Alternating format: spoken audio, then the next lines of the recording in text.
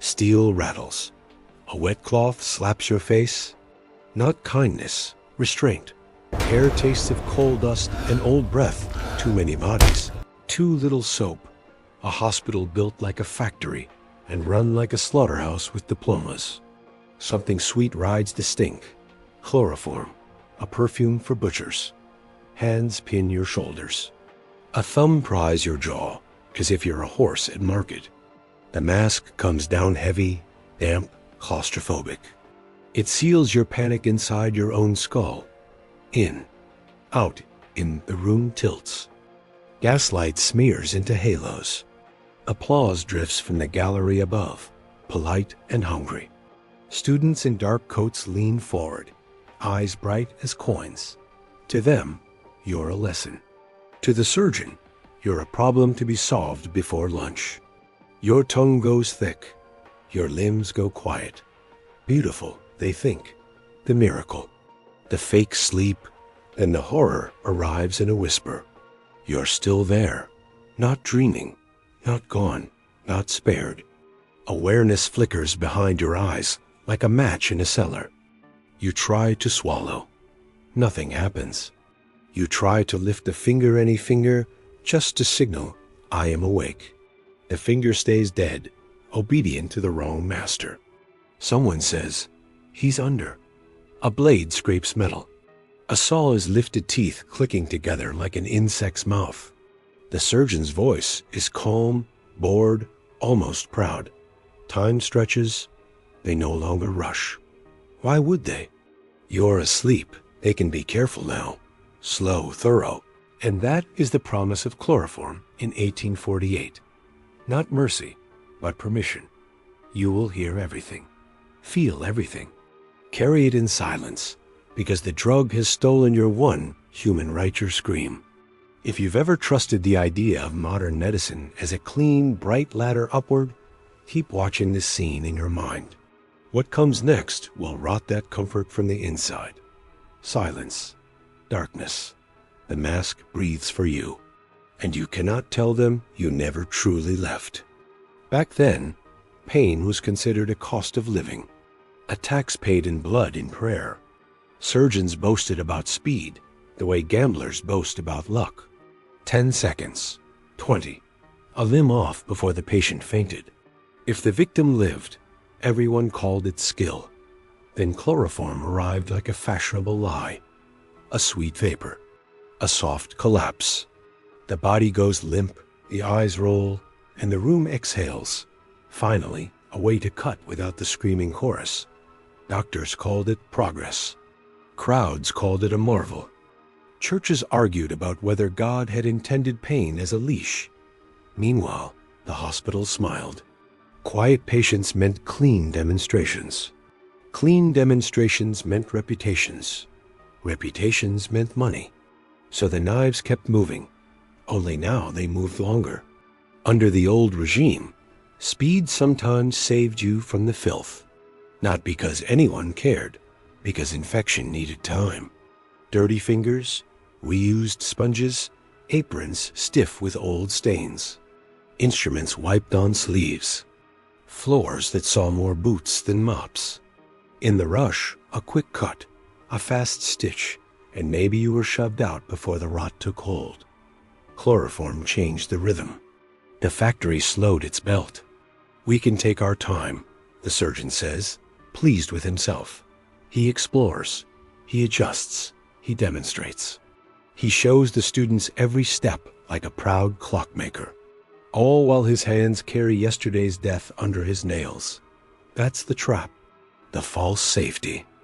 And the cruelest twist, chloroform doesn't always give what it promises. Sometimes it takes your movement, but leaves your mind half lit. Sometimes it dulls the edge of agony, but keeps the blade's full message. Sometimes it drops you into a state worse than pain, pain without expression. A body that cannot fight. A throat that cannot beg. Eyes that may not even blink on command. Here, in 1848, the patient becomes a locked room. The surgeon becomes a guest who believes the house is empty. Now, right here, while that damp mask is still pressed to your face, If you've got the stomach to keep descending into this grave with me, leave a like now. Consider it the price of admission. Because once the cut begins, there is no polite exit. No safe word. No merciful blackout guaranteed. Only the slow grind of confidence. Men convinced they are saving you, even as their methods sharpen the odds against your living. Some call it the birth of painless surgery. I call it the moment medicine learned a new way to lie with a straight face. Closer. The mask returns, tighter this time, as if your fear can leak out and embarrass them. Breath turns syrupy. Sounds distort tinny, distant, then suddenly too near. The surgeon's boots scrape the wooden boards. A chair leg groans. Someone laughs softly at something you cannot see. Overhead, the gallery shifts with the restless weight of students. Your world narrows to textures. The cloth is rough on your cheeks. The chloroform is sweet and bitter at once, like candy soaked in poison. Saliva pools because swallowing has become a foreign language. Your tongue tries to move. It fails. You attempt to clamp your teeth. Your jaw hangs obediently open. A voice young, eager asks if you're fully under. Another voice answers with the lazy confidence of a man who has never been on your side of the table. Look at the stillness, he says. Perfect. Perfect for whom? Fingers pinch your skin testing. A tap on the nail. A tug at the arm.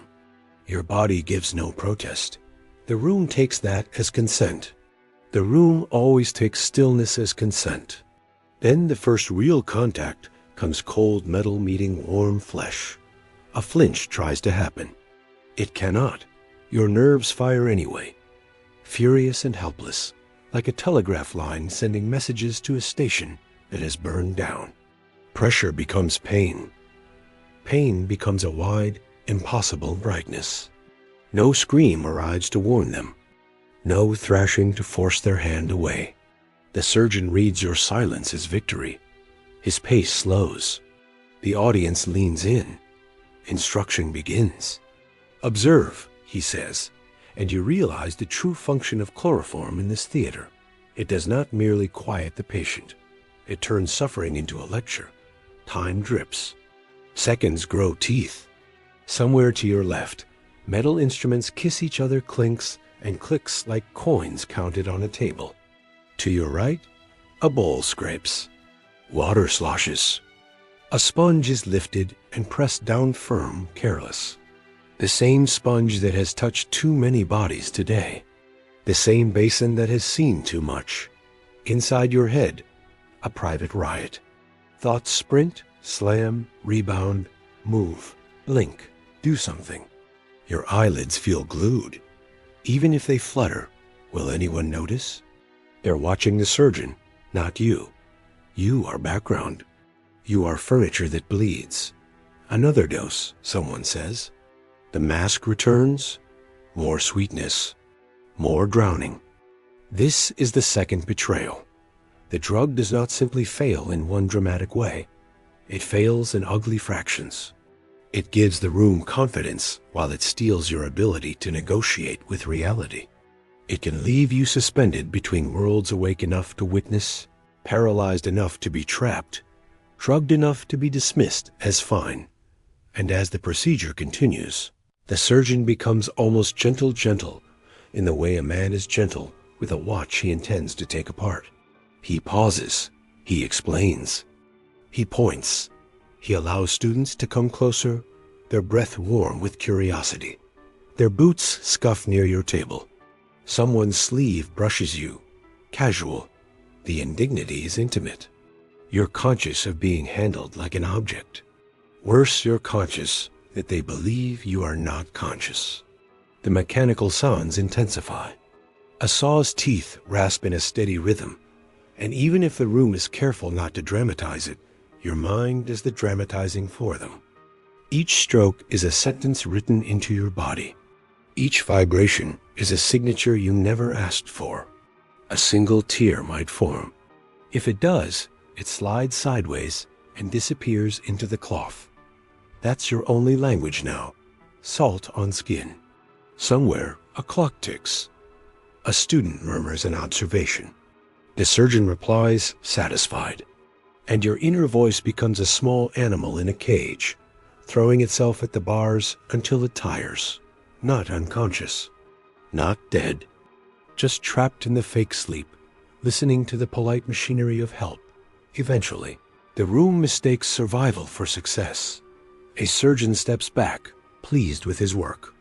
Assistants wipe, tie, wrap quick motions that feel like a curtain drawn over a crime scene. The mask lifts, air rushes in, cold and thin. Your lung sees it, like a starving man. And then too late your body remembers it belongs to you. Movement crawls back in fragments. A twitch, a swallow. A ragged breath that sounds like it was torn from cloth. Your eyes focus, and the ceiling stares down, stained and indifferent. Someone says, "There we are," as if you've just awakened from a pleasant nap. Try to speak. Your throat scratches. Your mouth tastes of chemical sweetness and old fear. You want to say the sentence that matters. I was awake. You want to watch their faces crack. You want to see shame spill out like dirty water. But the Victorian theater has a trick of its own. It teaches everyone to mistrust the patient. If you protest, they call it delirium.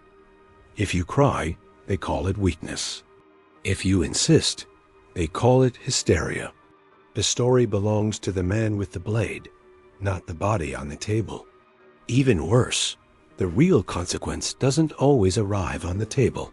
It arrives later, quietly, when the chloroform has fled your blood and left you with only memory and damage. Because slow surgery in filthy rooms has a habit. It invites rot. No one in 1848 fully admits the hospital itself is sick. The air is heavy with stale heat. The sheets are reused. Hands are rinsed like an afterthought. Instruments travel from one patient to the next as if steel cannot carry death. They do not yet treat cleanliness as law. They treat it as decoration. So the miracle extends procedures, gives germs more time, gives wounds more attention from unwashed fingers, gives the surgeon a longer stage to perform on. And chloroform, sweet chloroform, adds another risk. It can kill quickly, without warning, while the room is congratulating itself. A patient goes still and never returns. A pulse vanishes. A face pales. The surgeon calls it misfortune, not indictment. That is betrayal. The same substance sold as mercy and become a quiet executioner. The same confidence that slows the blade can sharpen the infection. The same silence that makes surgery civilized can erase the patient's last chance to be heard. If you want the ugliest truth, here it is. Medicine in that era was not merely fighting illness. It was bargaining with death using dirty hands and perfect manners. History tries to hide these details. I dragged them into the open. If you want what the polite books tried to burn, subscribe. Don't leave me digging alone. Because the soft version of this story is a lullaby. The real version is a locked jaw under a wet cloth, hearing your own body being treated like a demonstration. Somewhere outside the theater, the city's factories keep roaring. Smoke climbs. Money changes hands. Another patient is carried in.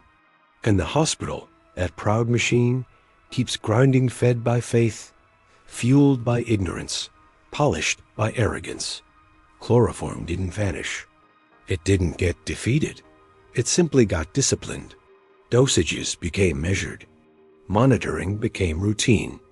New drugs arrived cleaner, more predictable, less fond of betrayal. Hospitals learned, slowly, that washing hands is not a suggestion. Sterility became a religion of its own.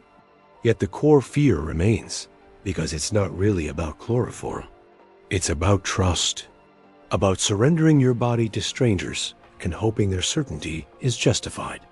About the thin line between sleep and silence. Even now, the nightmare still haunts operating rooms as a concept. Awareness without control. A mind trapped behind a face that cannot signal.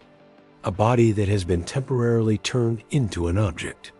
So here's the question I want lodged in your throat, like a stubborn pill. If you were a surgeon in 1848 standing in that smoky theater, surrounded by students and expectations, would you have used chloroform anyway, knowing it might fail in the cruelest possible way? Or would you have chosen screaming pain over silent terror? Put your answer where everyone can see it. In the comments, tell me which evil you'd pick and why. Don't be noble, be honest. Now step back and look at what this era built. A medical revolution powered by boldness, vanity, and a frightening willingness to experiment on the living. Some patients were spared agony. Others became ghosts inside their own skin for an hour that felt like a lifetime. Progress in a Victorian hospital often smelled like sweetness over filth. And the mask was never just a mask. It was permission.